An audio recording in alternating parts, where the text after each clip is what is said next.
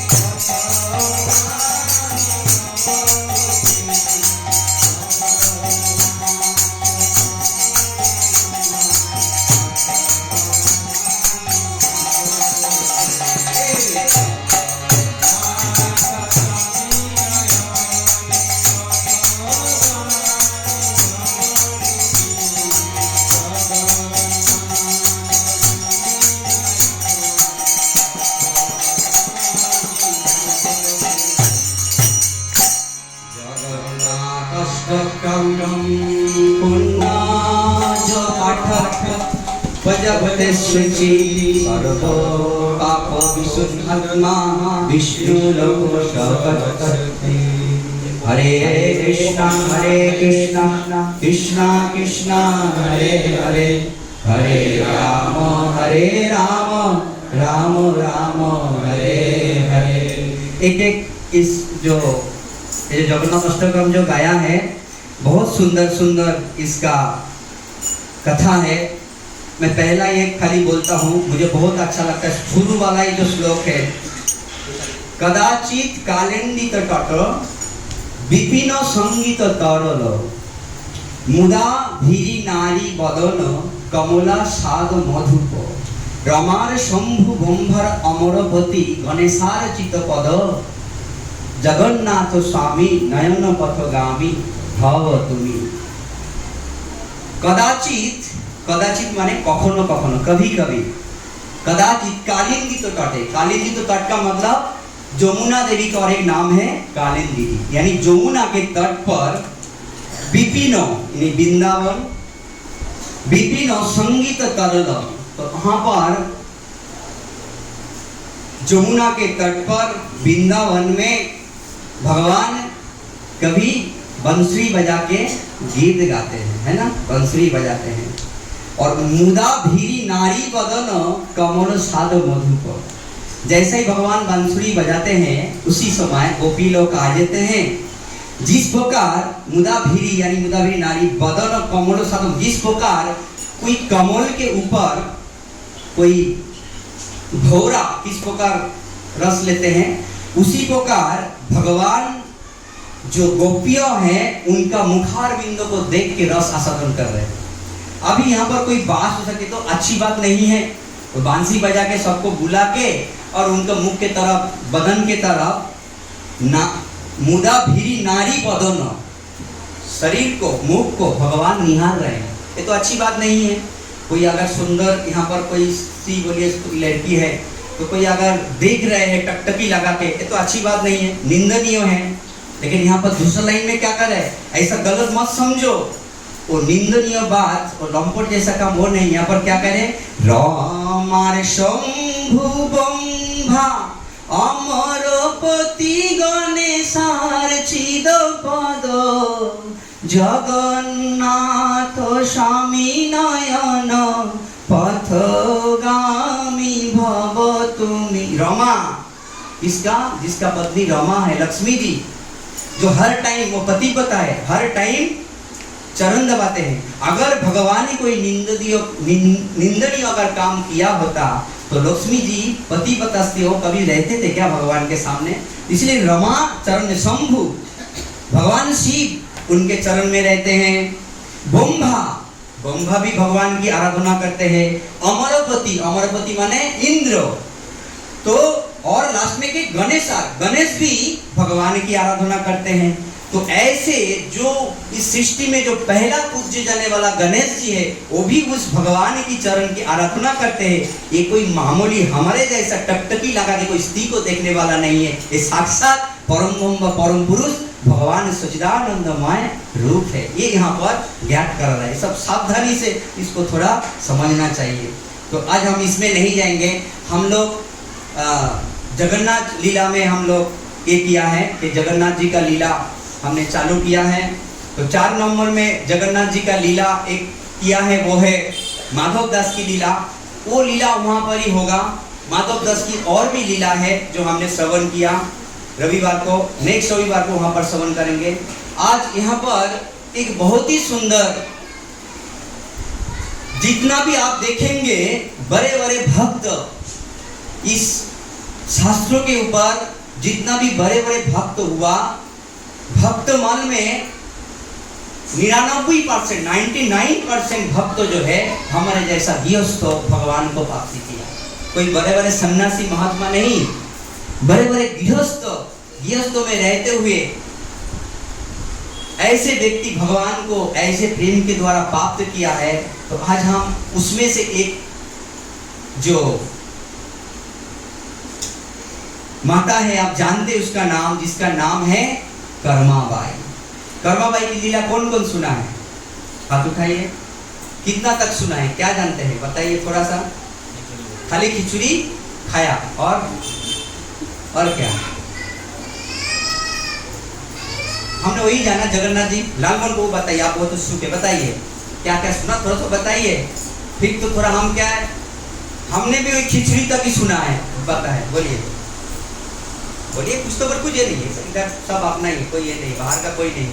और ये एक ध्यान में रखिए, कभी भी सत्संग में बैठे हुए कभी ये नहीं सोचिएगा अरे मैं कुछ गलत बोल दूंगा तो मुझे बुरा सब लोग हंसेगा, ऐसा नहीं, कभी नहीं सोचने। कुछ भी कोई कुछ नहीं करेगा। बोलिए। माता जी खिचड़ी बना था तो भगवान रोज सुबह आके, हाँ, तो किसी ने बोला जो माता जी सामने किया खिचड़ी बनाता है तो प्रसाद शुद्ध नहीं है। ठीक है, उतना ही हम लोग जानते हैं वही लीला। लेकिन उसका विस्तारित छोटी उम्र से कहाँ से आए हैं, कहाँ से कहाँ गया, उसका विस्तार से हम जितना हो सके। लेकिन ये लीला अगर ध्यानपूर्वक का श्रवण करेंगे तो आपके हृदय में क्या होगा कि हम अपने आप को कम से कम, अगर प्रेम हमारे हृदय में अगर होगा तो हम भी भगवान को प्राप्ति कर सकते हैं। बहुत सुंदर कथा है।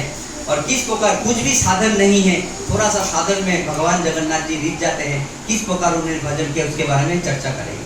ओम अज्ञानतिमिरान्धस्य ज्ञानाञ्जना शलाकया चक्षुरुन्मीलितं येन तस्मै श्री गुरवे नमः। श्री चैतन्य मनोभीष्टं स्थापितं येन भूतले स्वयं रूपं कदा मह्यं ददाति सपदान्तिकं।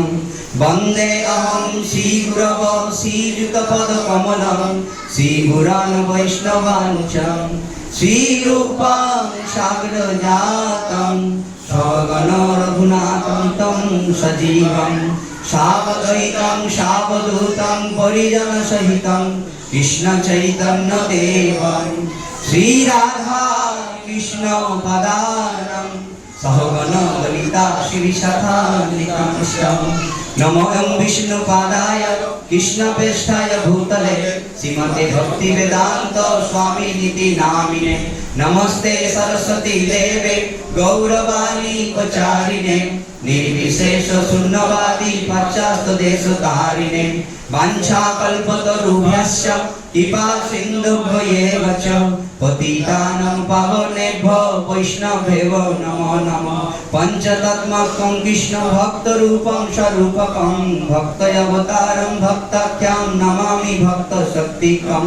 नीलाचल निवासाय नित्राय परमात्मने बलभद्रं सुभद्रं जगन्नाथाय ते नमः। नमो महावदनाय कृष्ण प्रेम पदायते कृष्णाय कृष्ण चैतन्य नाम्ने गौरस्थिते नमः। हे कृष्ण करुणा सिंधु दीनबंधु जगत्पथे गोपेश गोपिका कांत राधा कांत नमस्तुते। तप्त कांचन गौरांगी राधे वृंदावनेश्वरी विश्वभानुसुते देवी प्रणमामि हरिप्रिये। वृंदावै तुलसी देवै प्रिया वै केशवस्य च कृष्ण भक्ति पदे देवी सत्यवतै नमो नमः। जय श्री कृष्ण चैतन्य प्रभु नित्यानंद श्री अद्वैत गदाधर श्रीवासादि गौर भक्तवृंद। हरे कृष्णा कृष्णा कृष्णा हरे हरे हरे राम राम राम हरे हरे। ओम नमो भगवते वासुदेवाय ओम नमो भगवते वासुदेवाय ओम नमो भगवते वासुदेवाय। नारायणं नमस्कृतं नरं चैव नरोत्तमं देवीं सरस्वतीं व्यासं ततो जयामुदीरये। नष्टप्रायेषु भद्रेषु नित्यं भागवत सेवया भगवती उत्तम श्लोके भक्ति भवति नैष्ठिकी। मुकुं करोति वाचनं पंगुलं हायते गिरिं यत्किपातमहं वन्दे श्रीगुरुदीनतारिणं श्री चैतन्य ईश्वरं परमानंद माधवं। हरि ओम तत्सत्। नमो ओम विष्णुपादाय कृष्णप्रेष्ठाय भूतले श्रीमते गोपाल कृष्ण गोस्वामी इति नामिने बहुपादस्य साहित्यं य प्रकाश वितेय च प्रचारं कीर्तिवान् साधु भगवत्पदाय ते नमः। तो सर्वप्रथम मैं मेरे दीक्षा गुरुदेव परम पूज्यपाद नित्य लीला प्रविष्ट जन विष्णुपाद परमहंस परिवार जो आचार्य अष्टोत्तर शत श्रीमद गोपाल कृष्ण गोस्वामी महाराज के चरण में शतकोटि नमन करता हूँ। तत्पश्चात मेरे परम गुरुदेव अभय चरणारविंद भक्ति वेदांत स्वामी श्रील प्रभुपाद जी के चरण में शतकोटि नमन करता हूँ। तत्पश्चात मेरे सफल गुरुदेव गौरदास महाराज के चरण में शतकोटि नमन करता हूँ। तत्पश्चात यहाँ पर वरिष्ठ जो प्रभु एवं माताएं जो बैठे हैं इनके चरण कमल की आशीर्वाद की भिक्षा चाहता हूँ। हरि बोल। और माधव प्रभु, आज तुमको रविवार अच्छा लगा था ना वो कथा माधव दास की, आज भी तुमको अच्छा लगेगा। तुमको अच्छा लगा तो मुझे सबसे अच्छा लगेगा, तुमको अच्छा लगा। और किसी को नहीं लगा तो बात की बात है, तुमको अच्छा लगा, मुझे बहुत खुशी हुई कि तुमको वो लीला अच्छा लगा। तो यहाँ पर 5 साल की उम्र के कौन है? तो बच्चे ऐसा हो गए, कितना है तुम्हारा एज? कितना है? अरे बोल, कितना एज है? 7 9। तुम्हारा मोनालिसा? 5। कितना? 9। और 5 कौन सा है? 5 सब 9। 5 साल की कोई नहीं है। हमारा शुभ्र बहू 5 साल। अच्छा ओके, ठीक है। शुभ्र बहू भी 5 साल है ना? 6 5। तुम कितना इसका? बोलो, एज बोलो।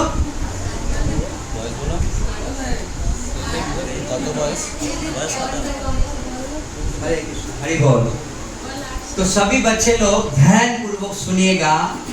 कर्माबाई का कथा कुछ इसी छोटे उम्र से ही है। तो कर्माबाई जो है, नाम तो बाद में कर्माबाई पड़ा, उसी नाम से सब बुलाता। तो नाम पड़ा जगन्नाथपुरी से उसका नाम पड़ा। ये राजस्थान की कांडला गांव एक था, राजस्थान की कांडला गांव में, राजस्थान में जेठ की घर में यानी किसान के घर में खेती करने वाला उसके माता पिता थे। वहां पर उनका जन्म हुआ। पिता का नाम है जीवन राम और माता का नाम है रंती देवी। रत्ती देवी माता का नाम है, रत्ती देवी, और जीवन राम पिता का नाम है। तो ये बहुत दोनों दंपति पति पत्नी दोनों ही खेती करते हैं और खेती करते करते ये सत्संग में जुड़े रहते। जैसे आप लोग सत्संग में जुड़े ना, सत्संग में ऐसा जाते थे और खेती कर बहुत ईमानदारी से सब कुछ, दाल से लेके चावल से जो भी कुछ आते हैं सब खेती उगाते हैं और खेती करके उनका चलता था। और इन्होंने सत्संग जाते थे और जाते जाते वहां पर एक गुरुजी को जो कथा सुनाते थे उनके चरण में आत्मसमर्पण किया और उन्होंने उनको नाम दान किया। क्या नाम?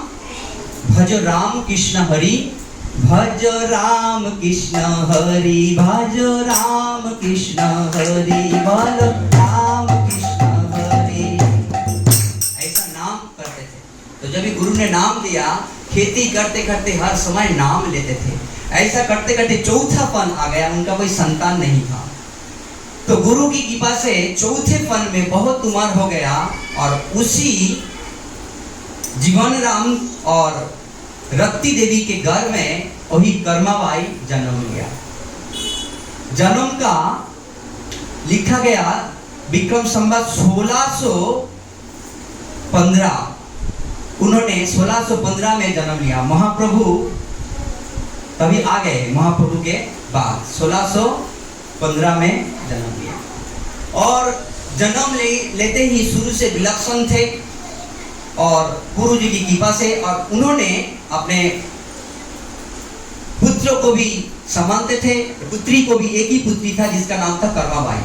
उससे पहले उन्होंने नाम करते करते खेती करता था, उसके मन में आया हम लोग इतना सत से जीवन यापन करते हैं, कोई पाप नहीं करते हैं और कुछ तभी के में कंदा लोसन वगैरह कुछ नहीं खाते, नॉनवेज वगैरह कुछ नहीं खाते थे, बहुत सही तरीका से एकदम सादा जीवन यापन, कोई पाप कार्य नहीं करते थे। तो उनके हृदय में बोला हमारा घर में इतना सुंदर सा व्यंजन बांधते हैं तो हमको विग्रह को, भगवान को खिलाने का इच्छा हुआ। तो गुरुजी के पास गए और गुरुजी ने गोपाल की विग्रह उनको दिया और बोला नियम, बोला तुम कुछ कर पाओ नहीं पाओ, लेकिन इनको रोज भोग बिना लगा के तुम खाना नहीं, भोग बिना लगा के नहीं खाना। वही करते थे ये जीवन राम और रत्ती देवी।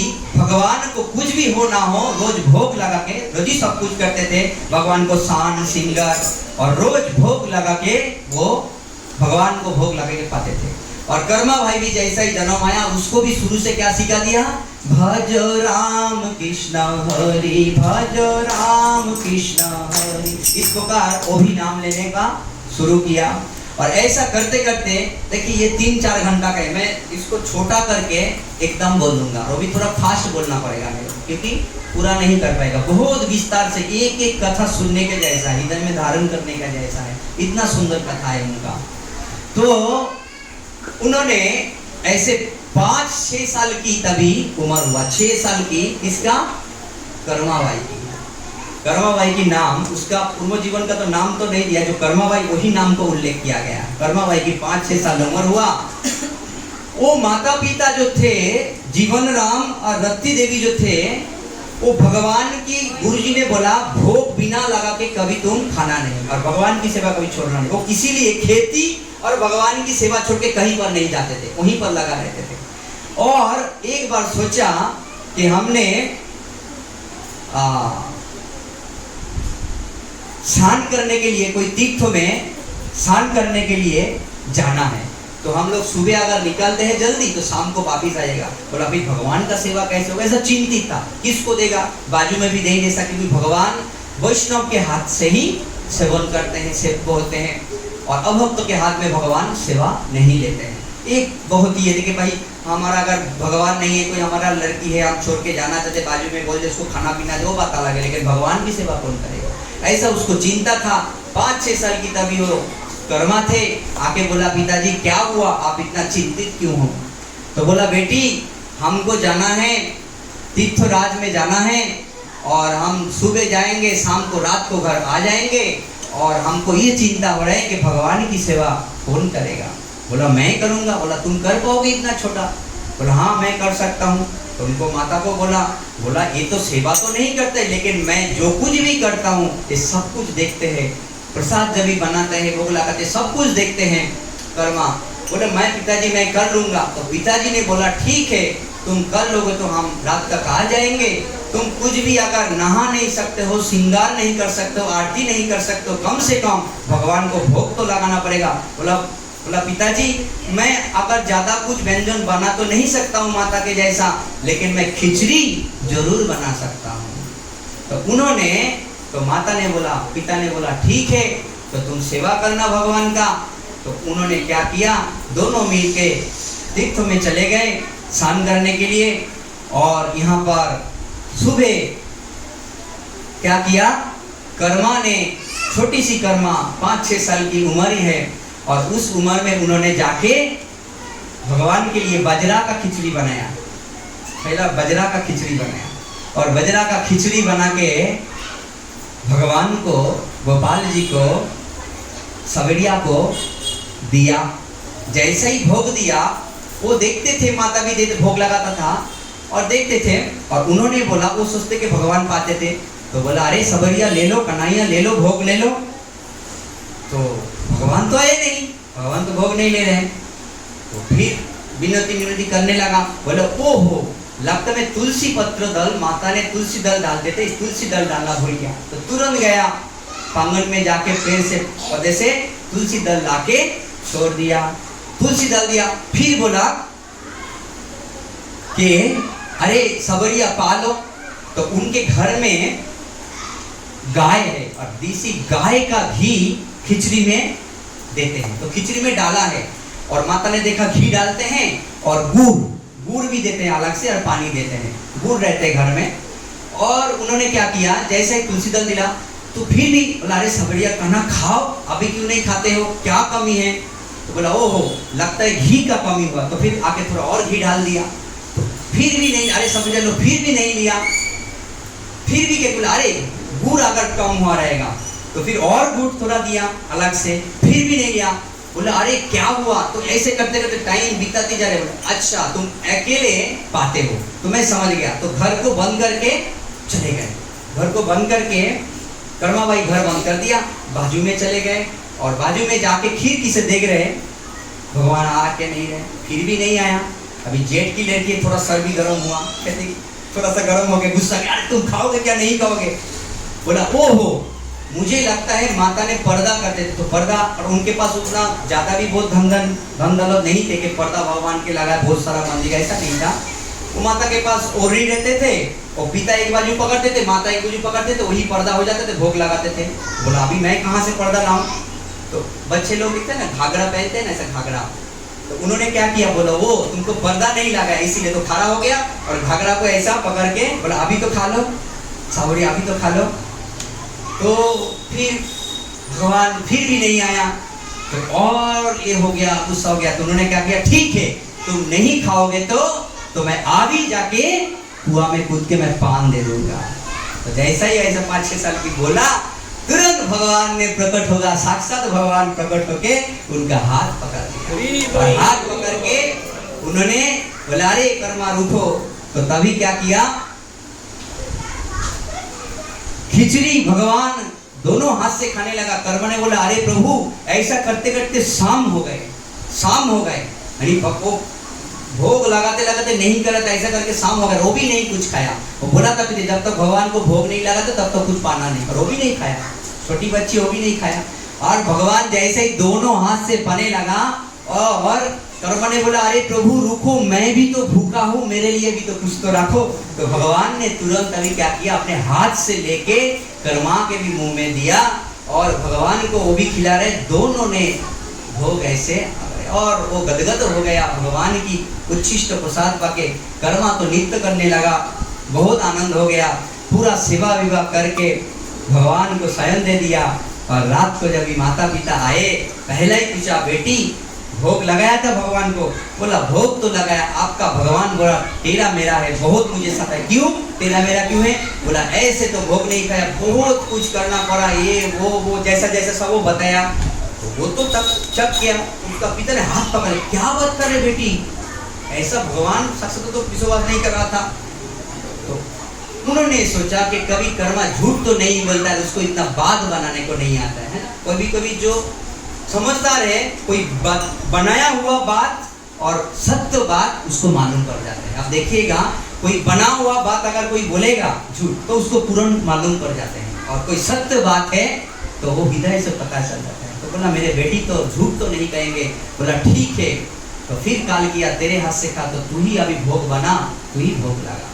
बस वापिस फिर उन्होंने कर्मा ने वही खिचड़ी बनाया और बनाने के बाद भगवान को भोग लगाया। भगवान आ नहीं रहे हैं और सब कुछ बताया, और बताने के बाद बोला तुम मुझे झूठा ठहराना चाहते हो माता पिता के सामने? ऐसा किया। फिर काल का जैसा किया था, ठीक है तुम नहीं आओगे, मुझे झूठा ठहराना चाहते हो, अभी मैं जाके कुआं में जाके पान दे देता हूँ। भगवान फिर तुरंत प्रकट हो गए, पकड़ के उसका हाथ पकड़ लिया, और जैसे हाथ पकड़ लिया बोला हे कर्मा ये तेरी मेरी बात है, तेरे पिता माता कहाँ से आ गया? तो कर्मा यहाँ से बात करे, माता पिता को दिख नहीं रहे, भगवान दिख नहीं रहे। कर्मा बात कर तो माता पिता देख रहे हैं कि कर्मा किसके साथ बात कर रहे हैं, दिख नहीं रहे, भगवान के साथ बात कर रहे, खाली उसकी का ही बात सुनाई दे रहे, उनको दिख नहीं रहे। तो भगवान ने बोला देखो कर्मा तुम्हारे हमारे बीच माता पिता कहाँ से आया? बोला प्रभु माता पिता नहीं तो मुझे भक्ति सिखाया, वही तो मेरे गुरु है, वही तो सब कुछ है, आप उसको क्यों नहीं दर्शन देना चाहते हो? बोला नहीं तुमको दिया मैं उनको नहीं दूंगा। बोला क्यों नहीं दोगे? इस तरह बात होने लगा। फिर भगवान ने बोला देखो कर्मा तुम्हारा माता पिता सेवा तो बहुत करते हैं, लेकिन तुम्हारे मेरे लिए जो भाव तुम्हारे अंदर है वो भाव तुम्हारे माता पिता के अंदर नहीं है। तुम्हारे माता पिता मुझे मूर्ति मानकर भोग लगाते हैं, लेकिन तुम मुझे साक्षात भगवान मान के भोग लगाते हो। तो जैसा ही ऐसा बात बोला, बातचीत कर रहे हैं, पिता ने पूछा हे बेटी क्या बोल रहे भगवान? बोला तो भगवान इस प्रकार बोला। तभी दोनों आंख से आंसू निकलने आया। जीवन राम ने रोना शुरू कर दिया, और रोना शुरू करते बोला पिताजी आप बाहर जाओ, मैं देखता हूँ किस प्रकार दर्शन नहीं देगा। और तुरंत फिर क्या किया? बोला तुमको तो देना ही पड़ेगा, मेरे माता पिता दर्शन तो तुमको देना पड़ेगा। बहुत विनती किया, तुरंत फिर भगवान ने उसको देखा, खिड़की से देखा, भगवान प्रकट हो गए, सब एक साथ आया, भगवान को खिलाया पिलाया। ऐसा रोज होते रहा, साक्षात भगवान प्रकट होते थे और वही कर्मा बनाते थे, भगवान पाते थे। ऐसा और भी विस्तार में टाइम ज़्यादा लग जाएगा। तो ऐसा करते करते 12-13 साल की जब उम्र हुआ कर्मा का, माता पिता का बहुत उम्र हो गया। अभी सभी लोग जानते हैं, जैसा माता पिता घर में लड़की रहता है तो चिंतित तो होता ही रहता है। तो उनको सोचा हम लोग तो शरीर छूट जाएगा कभी भी, तो मेरे बेटी का क्या होगा, इसको कोई अच्छा लड़का देख के विवाह दे देना चाहिए। उन्होंने क्या किया, दूर के एक गांव में ही वहाँ पर जो खेती करने वाला वो भी जट के घर में एक राम लिखा करके उसका नाम है, राम लिखा, उसके साथ विवाह कर दिया। वो जो पति जो था बहुत भक्त था और वो पति के घर में जाके भी भजन बहुत सुंदर करते थे। तो तभी 12-13 साल हुआ, होने के बाद शादी भी हो गया, चले भी गए। और जाने के बाद पति बहुत सुंदर भक्ति करते थे, लेकिन ससुराल में जो ससुर सास थे ये भक्त नहीं थे। और भगवान की इच्छा से यहाँ पर क्या हुआ, माता पिता का भी देहांत हो गया और 1-2 साल बाद पति का भी देहांत हो गया। सोचिए, देहांत हो गया। अभी कर्मा क्या करे, 13-14 साल हुआ, थोड़ा 12-13 साल में शादी हुआ, 13-14 साल हुआ कर्मा। तो और इनका जो सास ससुर है अभी जाएगा तो कहाँ जाएगा, जो मायकी है जो बिहार है वहाँ पर भी कोई नहीं है, सब गए। और यहाँ पर जो ससुर है वो देखते नहीं है। तो उन्होंने क्या किया, छोटी उम्र से तो खेती का काम तो जानते थे, गाय को नहाना, दूध करना, सब कुछ जो जानते थे।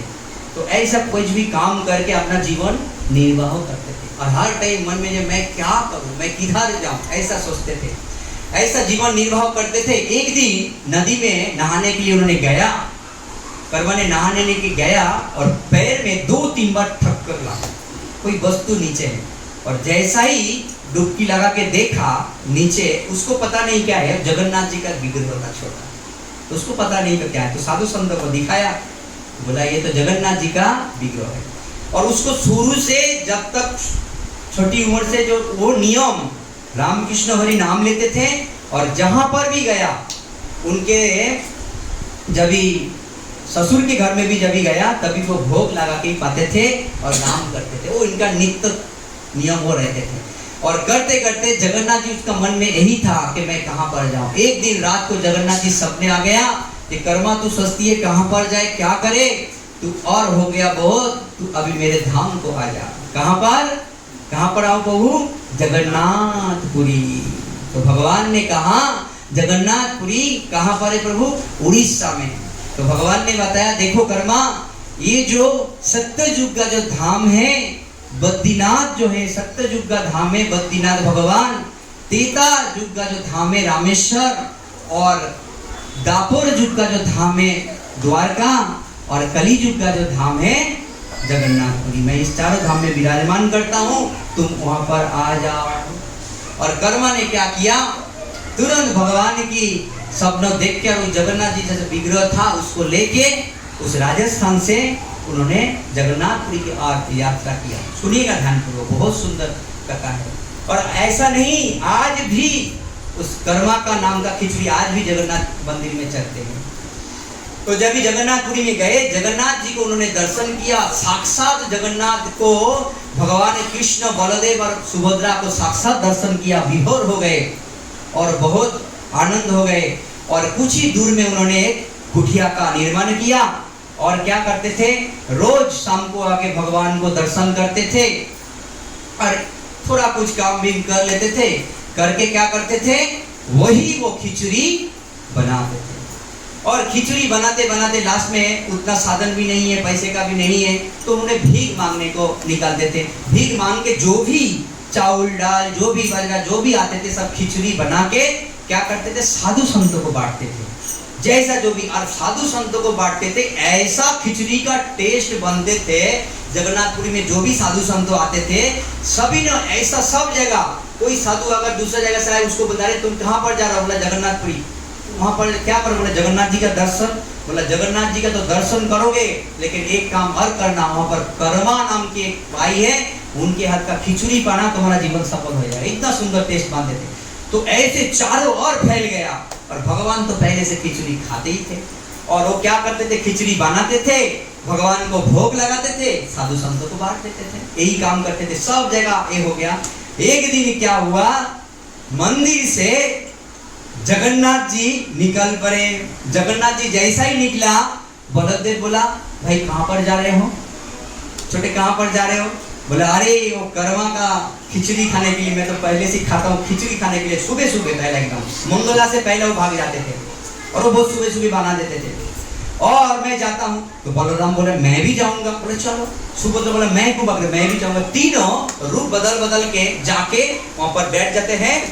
और करोमा जब भी भगवान जब भी प्रकट हुए थे पहले, जब भी गोपाल के रूप में, जब भी गोपाल की जब विग्रह का सेवा करते थे, भगवान ने उसको माता कहा था, गोपी भाव से नहीं, माता कहा था 5 साल की, लेकिन पुत्र भाव में भगवान ने उसको स्वीकार किया। और वहां पर भी जाके माता करोमा जल्दी करो। कभी देर हो जाती थी, क्योंकि अगर मंदिर में घंटी बज जाएगा, पुजारी वहां पर घंटी वहां पर जाके उपस्थित होना है जगन्नाथ जी तीनों को, वो ऐसा करते थे। और कभी कभी क्या करते थे, जल्दी हो जाता, इतना भाई हो जाता, जाके बैठ जाते थे मुंह में। एक दिन क्या हुआ, खिचड़ी थोड़ा देर हो गया, खिचड़ी यहाँ पर मुंह में लग गया। जाके वहां पर जगन्नाथ जी बैठे, और पंडा मंदिर खोला, जाके जगन्नाथ जी मुंह में खिचड़ी। अरे कहाँ से खिचड़ी आया, तो भगवान के मुंह में खिचड़ी कहाँ से आया, अन्नदाना। सब ताज्जुब हो गया। पाई माम फिर भगवान को बुलाने लगा, तो भगवान पूरा साथ बोल दिया, देखो ये तुम लोग जो करते हो मंदिर में ठीक है, लेकिन मुझे कर्मा का खिचड़ी खाने के लिए मैं चला जाता हूँ, गरम गरम इतना सुंदर बनाता है। तो वो भी चाह क्या, कौन कर्मा है? तो भगवान इसके पास जाके देखा, इतना सुंदर तरीका से भोग लगाते हैं, वही जगन्नाथ जी के वीर हो या साक्षात भगवान रूप बना के, बालक का रूप कभी क्या बना के चला जाते हैं। इस प्रकार जब चलता ही रहा लीला, चलते सभी साधु संत आने लगे, और कर्मा उसी प्रकार बनाते गया। एक बार एक साउथ से, यानी दक्षिण भारत में से एक सन्यासी गया, और सभी ने उसको भी बोला, अरे बहुत वरिष्ठ थे, उच्च कोटि के साधु सन्यासी थे। बोला आप जा रहे हो तो सब जगह छा गया कि जिसका हाथ का खिचड़ी जगन्नाथ जी जाके खाते हैं, सब जगह फैल गया। और उन्होंने कहा आप जाते हो तो उनका खिचड़ी जरूर खाना। तो उन्होंने जाके देखा, सब साधु संत और भगवान भी वहां पर बैठ के खा रहे, उसको पता नहीं, बालक के रूप में वहां पर बैठे, उसको पता नहीं चला। वहां पर बड़े करोमा जल्दी करो बोल रहे हैं, साधु संत बाहर खड़ा है। और वो सन्यासी ने जाके देखा, इन्होंने ठीक से बर्तन भी नहीं धोया, चूल्हा के ऊपर गोबर का लीप भी नहीं लगाया, नहाए भी नहीं है, बर्तन भी साफ सुथरा नहीं किया, ठीक तरीके से ये नियम से नहीं करे। कैसा भगवान को भाव है, ठीक है मानता हूँ, बहुत अच्छी भाव है, लेकिन इसको बताना चाहिए। तो उन्होंने क्या किया, बोले अरे कर्मा तुम ये तो सब करती हो ठीक है, लेकिन ये तुमको नियम से करना चाहिए। भगवान तुम जानते हो जगन्नाथ मंदिर में कितना सुंदर नियम से बांधते हैं तुमको। क्या बोलिए, क्योंकि वो भक्त हैं, भगवान के जो दर्शन हो गया, और कोई बोलेगा कि मैं ऐसा करूंगा, बोलिए आप साधु संतों की सेवा करते हैं।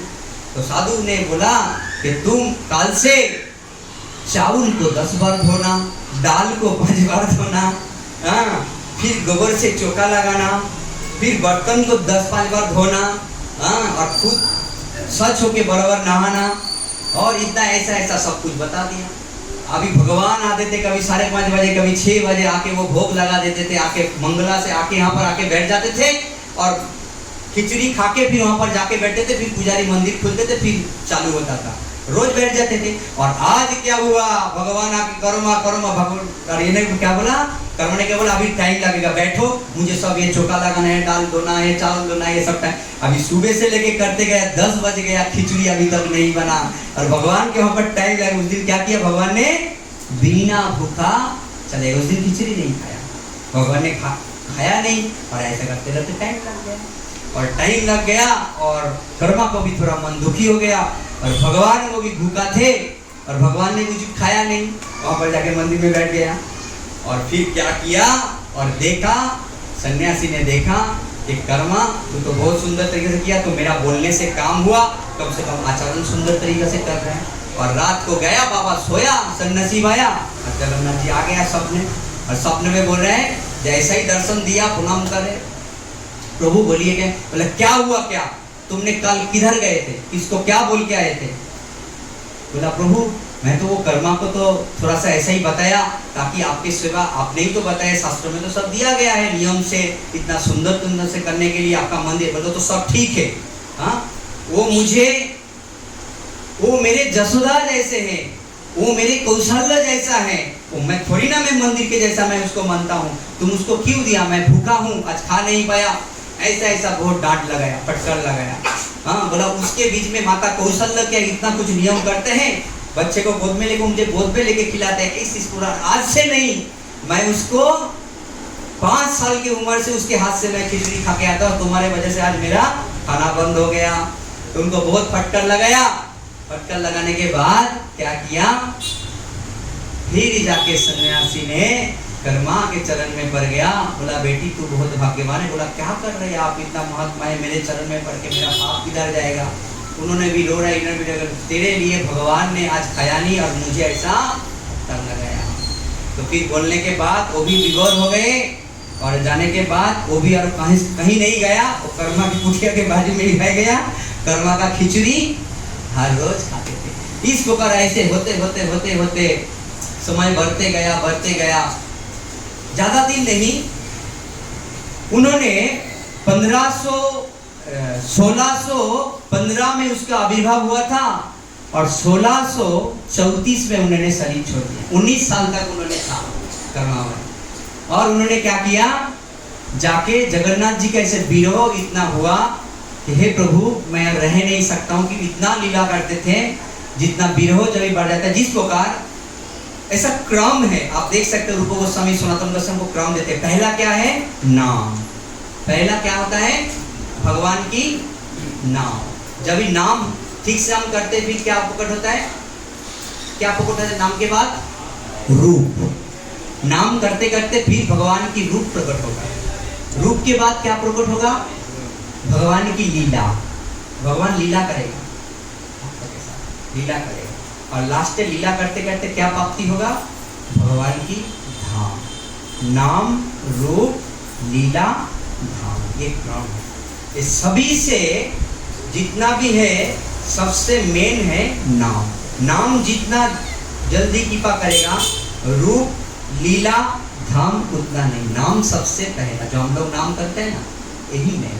तो एक दिन ये नाम करते करते हम, जैसे नाम जिस दिन शुद्ध होगा, नाम करते करते भगवान के रूप दिखाई पड़ेगा, और रूप दिखाई पड़ने के बाद भगवान की लीला हमारे साथ होगा। जिस प्रकार कर्माबाई, जितने भी बड़े बड़े भक्त थे, सबके साथ भगवान लीला करते थे। नरसिंह मेहता बोलिए, कर्माबाई बोलिए, धन्ना जेठ धन्ना बोलिए, सेना नाई बोलिए, कितना बड़े बड़े सब भक्त, उनको गोस्वामी सनातन गोस्वामी, मीराबाई, सबके साथ भगवान ऐसा लीला करते हैं। लास्ट में क्या करते हैं, अपने धाम को प्राप्त कर देते हैं। और माधव दास का भी जो लीला कर रहे थे, वो भी लास्ट में भगवान पहला नाम लिया, फिर रूप तो दर्शन करते हैं, उसका भी और लीला है, उस दिन रविवार को हम कहेंगे। तो ऐसा हुआ, तो प्रभु और रहा नहीं जाते हैं, तो भगवान ने बोला ठीक है, अभी तुम मेरे धाम आ जाओ। तो भगवान ने उसको स्वीकार कर लिया। स्वीकार करने के बाद भगवान ने 5 दिन जगन्नाथ मंदिर में कुछ ग्रहण नहीं किया। 5 दिन तक भगवान के आंख से आंसू गिरने लगा। 5 दिन तक भगवान ने कुछ खाया नहीं।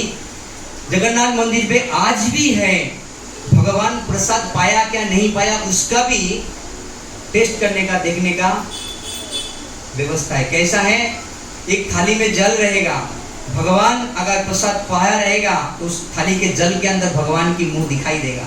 अगर भगवान की मुंह नहीं दिखाई देगा तो भगवान ने प्रसाद स्वीकार नहीं किया। तो कुछ दोष है, तुरंत उस प्रसाद को सब लेके जाके सोचिए, 52 मन राइस रोज बनते हैं। कितना सुना है कभी?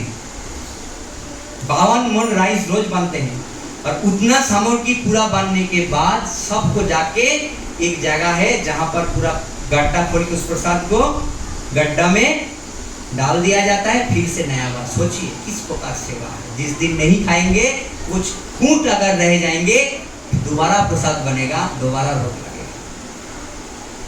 इस तरह सोचिए, भवन मन कराई।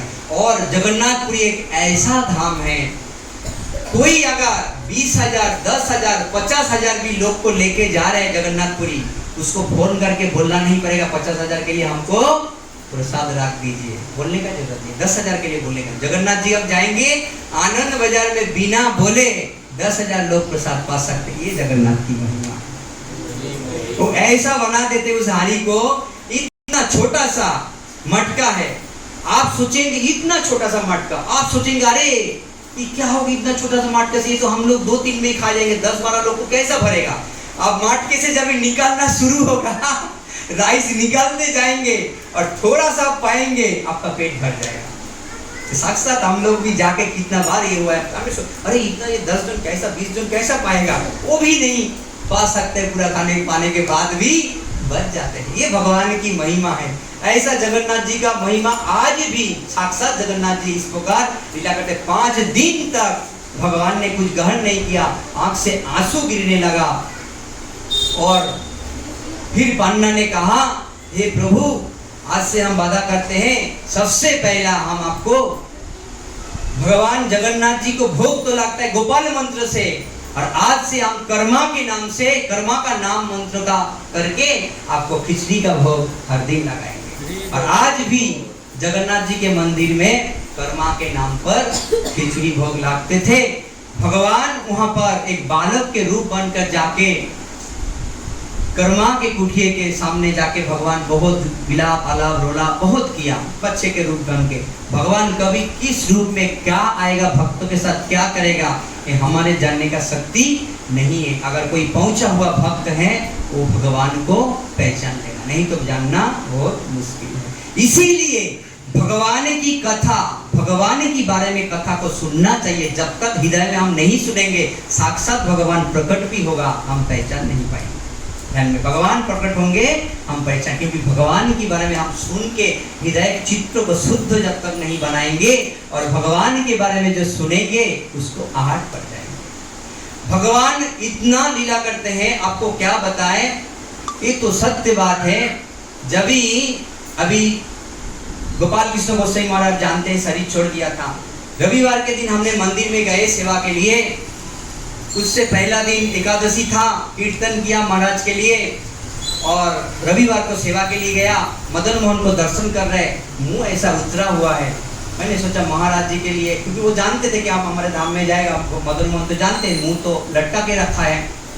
हमने जाके प्रसाद बनाना शुरू किया। फिर थोड़ी टाइम बाद 9:20 को समाचार आया कि महाराज ऐसा भगवत धाम चले गए। और उसी समय हमने सब रोना धोना तो वहाँ पर ही चालू हो गया, लेकिन नियम तो करना पड़ेगा, कैसे भी करके हमने भोग बनाया और समय रुक गए। उस दिन समय जा नहीं रहा था, हमने पूरा हकीकत महसूस किया। कितना टाइम हो गया, फिर मैंने नहाने के लिए, नहाने के आके बाद गया, तभी भी 11:30 नहीं बजा, समय रुक गया। फिर कितना ये करके रेडी किया, फिर वहाँ पर आउटर में जाके देखा कैसा वातावरण, भगवान को भोग लगाया, भगवान के अंग गंध नहीं आया, कुछ भी नहीं हुआ। पूरा पता चल गया भगवान ने कैसे भी करके आरती किया, और पता चल गया कि भगवान स्वीकार नहीं किया। और तो और जब ये प्रसाद जब लेके आके हमने घर में पाया, किसी में नमक हो गया, किसी में टेस्ट नहीं आया, भगवान स्वीकार नहीं किया। तो मेरे को घर में पूछ रहे, बोल रहे माधव कमाई बोल रहे, तो भगवान ने क्यों भोग स्वीकार क्यों नहीं किया, और भगवान ऐसा मुख क्यों लटका के बैठे हैं। भगवान का तो आनंद होना चाहिए कि उनका भक्त वापिस गया। मतलब बात तो बहुत सुंदर पूछा। जिस प्रकार कई कन्या जब शादी होगा, तभी जो पिता के घर से जब जाएंगे, पिता रोएगा और ससुराल वाले हंसेगा, क्यों हमारे घर में लक्ष्मी आ रहा है, बेटी आ रहा है, वो हंसेगा, और यहाँ पर ये रोएगा। सेम वही बात है। जिस प्रकार भगवान भक्तों के साथ जिस प्रकार आदान प्रदान करते हैं, जिस जहाँ पर जिसका भगवान है उसके साथ वही आदान प्रदान वही जा सकते हैं। तो भगवान ने स्वीकार नहीं किया, ये तो साक्षात प्रमाण है। जगन्नाथ जी भी 5 दिन तक कुछ ग्रहण नहीं किया, रोने को भगवान के आंख से आंसू निकलने गया। और पंडा ने बोला सबसे पहले हम कर्मा के नाम का खिचड़ी हम भोग लगाएंगे, उसके बाद हम तो इसीलिए अभी तक भी जगन्नाथपुरी में कर्माबाई के नाम की खिचड़ी लाते हैं। एक से बढ़कर एक जगन्नाथ जी का ऐसा लीला है, अभी भी भगवान बात करते हैं, अभी भी बात करते हैं। ऐसा नहीं कि काल किया, साक्षात विग्रह है, साक्षात प्रकट है, साक्षात बात करते हैं घंटा से, अभी भी बात करते हैं। मुझे क्या खाना है, क्या खाना नहीं है, क्या चाहिए।